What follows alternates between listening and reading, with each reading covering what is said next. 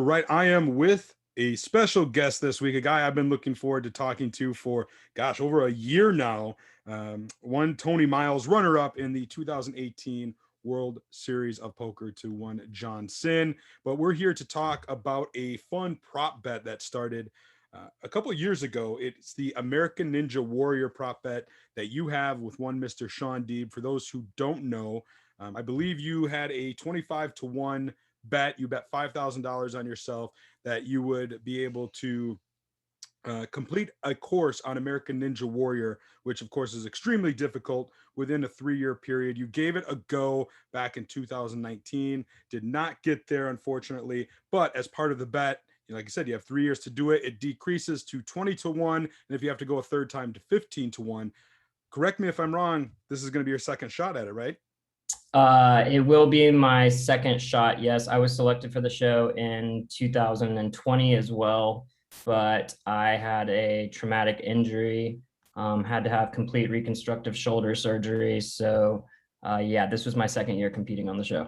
There's a lot to unpack here, and I'm privy to it. We've been in touch. So let's start. Let's go back to the bet itself, and just give us a quick reminder. Like, how did this bet with Shaun Deeb come to be in the first place? So after finishing runner-up in the World Series of Poker in 2018, I was traveling, playing some tournaments in Europe. Shaun and I got an Airbnb together in Scotland to play WCOOP. We went to lunch one day, and he was kind of asking me, so what's your next goal? What's on your agenda? And I just mentioned to him that I had always watched the show American Ninja Warrior with my parents. And after finishing runner-up in the main event, the show is very selective. I thought I might have a good chance at getting on and, getting a chance to run. So he said, well, that's interesting. You're drawing dead. You could never do that. And of course I told him, like, no, I'm not. And he said, well, we should bet on it. And so we discussed some terms, and yeah, as you can see from his tweet on Twitter, the bet was that I could get on the show and advance one round.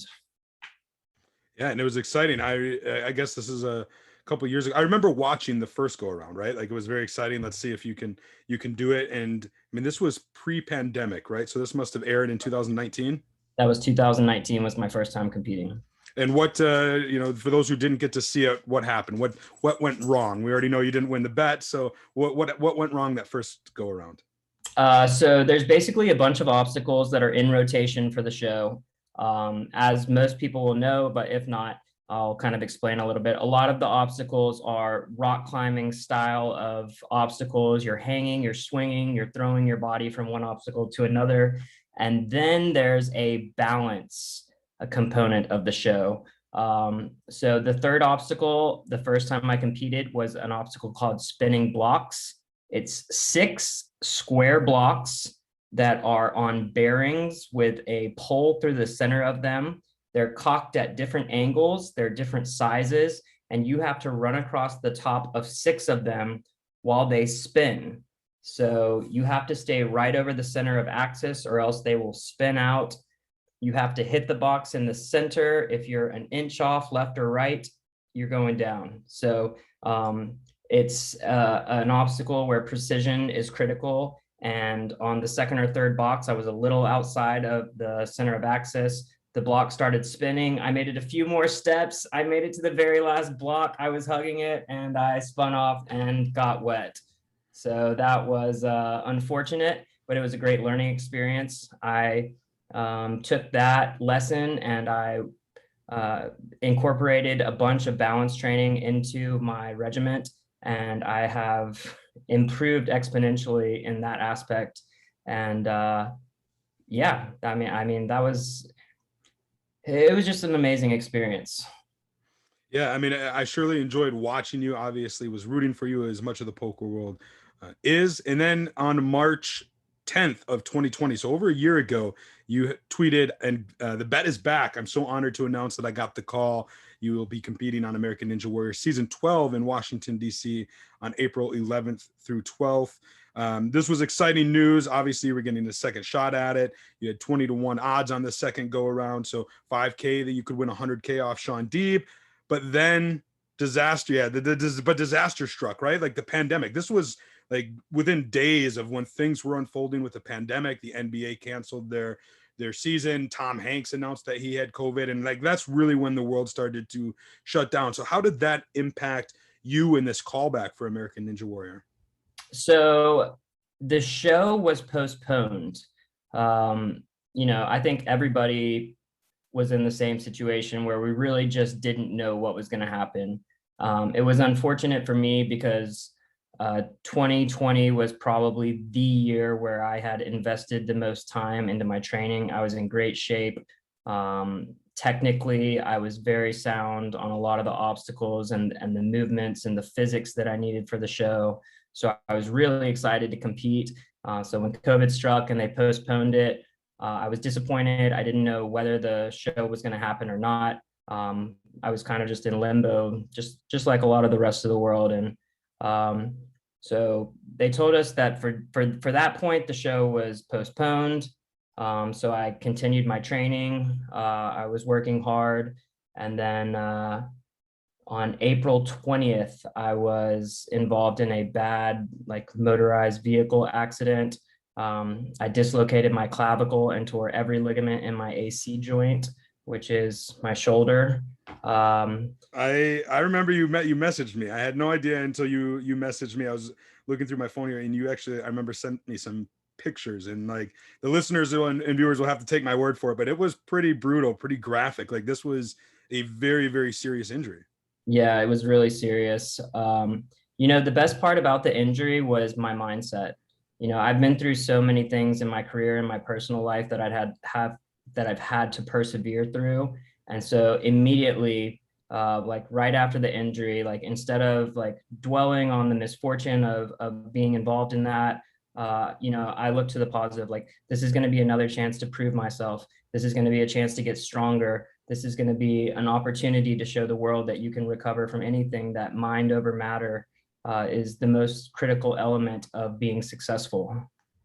I love your mindset. I actually just found the messages, and you'd messaged me, and just you sent pictures at first, so that was like oh shit, and you said took a bad spill going at 19 miles per hour. Your shoulder exploded after colliding with the asphalt, and I tore all of the ligaments holding my AC joint together. I just wanted Yeah. to let you know, since I know you've been covering the story, I need surgery immediately and will be out of Ninja Warrior this season, but I will be back in the fist pump emoji. So you had that mindset even as you were going through this, which I think is a testament to who you are. And then, so you obviously had a long road to recovery, but you made it back, right? You've already, I know you can't reveal spoilers. You've already went through the course a second time, and it's slated to air here in a week or two. So first off, when is it slated to air? And then tell us, about getting back from that injury.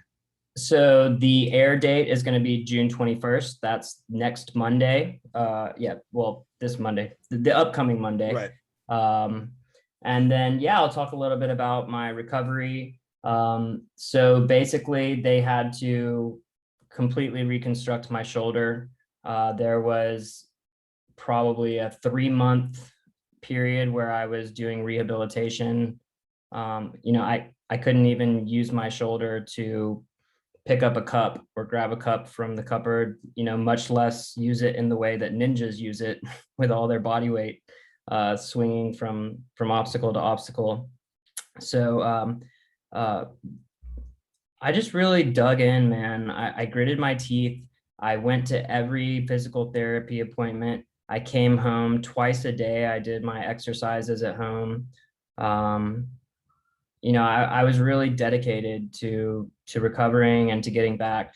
And the surgeon was great. He actually used a cadaver tendon to secure the joint because I told him that I was competing on American Ninja Warrior. So I was really grateful I had a world-class surgeon and that he was able to use that extra measure to reinforce my shoulder.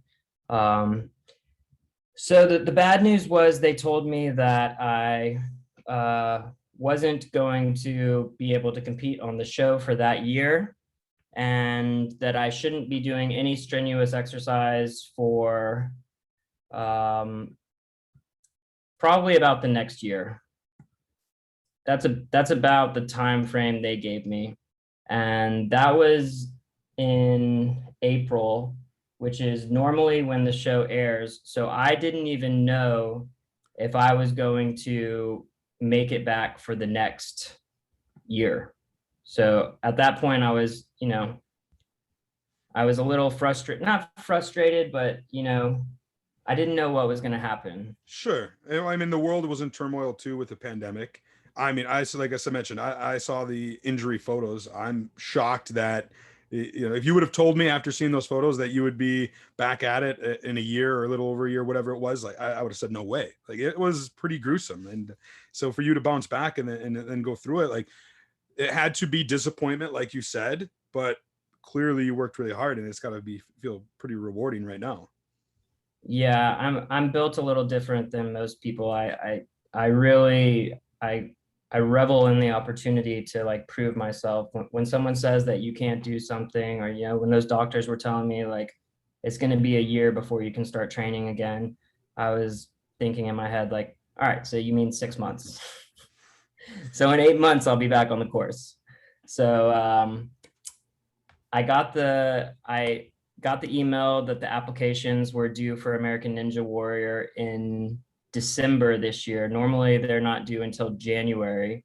So that was 8 months post-op. I had already started not working out, but trying to hang from a pull-up bar and maybe trying to do one pull-up. I was probably doing one arm pull-ups with my good arm. So I applied, and one of the major considerations of this bet was that Ninja Warrior is extremely selective. They have over 100,000 applicants every year, and only 600 people, around 600, get selected for the show. So every year it's a sweat. Like, am I going to even get picked? And although they love the storyline, and I feel like I have a good rapport with the producers, it's never a sure thing. So, like you said in my tweets and my Facebook posts and stuff, I'm always super stoked when I get that call and they let us know that I've been selected. So yeah, like I don't think a lot of people realize that it's not a given that you even get to go run the course. Like you have to apply, you have to get chosen. So in order to even win this bet against Shaun Deeb, there is that outside factor that you don't control. Like you can put in the training, you can study the course and do that sort of stuff, but there is still that aspect of the producers choosing you to get on. So it was like you almost had to win that part just to get on, and then hopefully, fingers crossed, I'm going to be rooting for you on Monday to see if you win again. I know it's exciting. Even if you don't, though, you still have a third opportunity, right? This is another chance at 15-1 against Shaun Deeb. So without giving anything away, let's hypothetically something went wrong on the second try, you don't make it. Would you give it a third go? Would that be in the cards? I am definitely open to competing again. It's been such an amazing experience getting into this community. It's so much different than the poker community. It really is like nothing I've ever been a part of before. You see these ninjas, they're all supportive of each other, and even though they're competing against each other, they're helping each other, they're supporting each other, they're coaching each other on the sidelines. If they fall on something and they have some type of strategic, insight about how that obstacle can be completed better, they'll go to their friends and say, hey, this messed me up on this part. I think if you grab it here instead of there, that'll counterbalance it or something like that.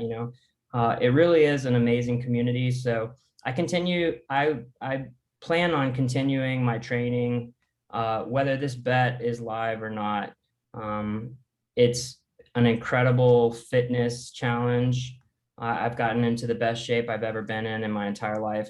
And it's so much more fun for me than just going to the gym and lifting weights. It's like, I feel like a kid on a playground. I'm going across the monkey bars and doing these crazy wing nuts where I'm throwing myself 10 feet in the air and catching something else. And I've been doing a lot of rock climbing to supplement my training as well. And there's a huge strategic component in that. It's like a puzzle, the way you position your body, the way you do certain movements. And so I really just enjoyed the challenge of competing and training for this opportunity.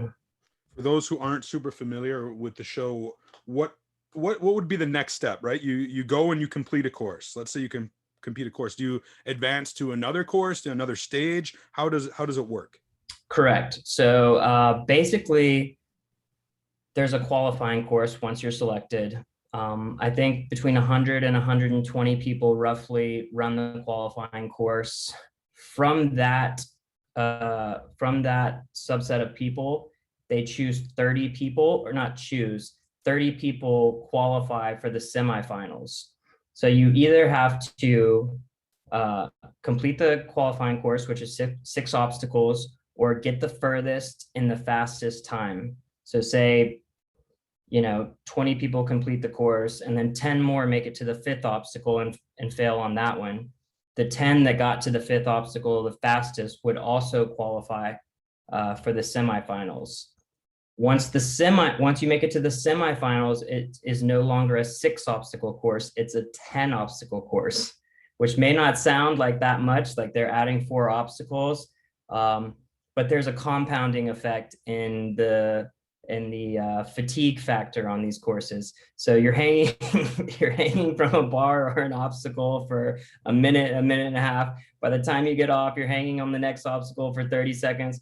By the time you get to the 6th or 7th obstacle, it's like your grip strength and your fingers are so pumped out that you can't even close your hand, much less hang from something. So the semifinals course is well known to be extremely tough. They usually only have a couple people that finish that one. And then I believe they take the top 10 from that round. And then you go to national finals, which is in Vegas, usually during WSOP. So that would be a dream come true. That is the end goal for me. I would like to qualify for the national finals, have it be run during WSOP, have all of my international and domestic friends and family be there for the World Series and get a chance to come out and watch me compete there. Yeah, that would be amazing. I'm excited to watch you again. For those who are listening and you want to tune in, it's 1 week from right now when we're recording this. It'll be even shorter by the time you listen to this. Monday, June 21st, 9 p.m. Eastern Time, 8 p.m. Central. Tony, my fingers are crossed for you, man. I might want a follow-up interview once we know, the result or what have you. We're all going to be tuning in. We're all going to be rooting for you. You're representing the poker world. I think maybe you and Jason Kuhn are like the only 2 people that might be able to even compete on this show. It's just so physically demanding, but it has been a real pleasure, railing you throughout this journey. And I can't wait for Monday. Thank you so much, Chad. I appreciate it. And I hope you're well. Take care. I'll talk to you soon.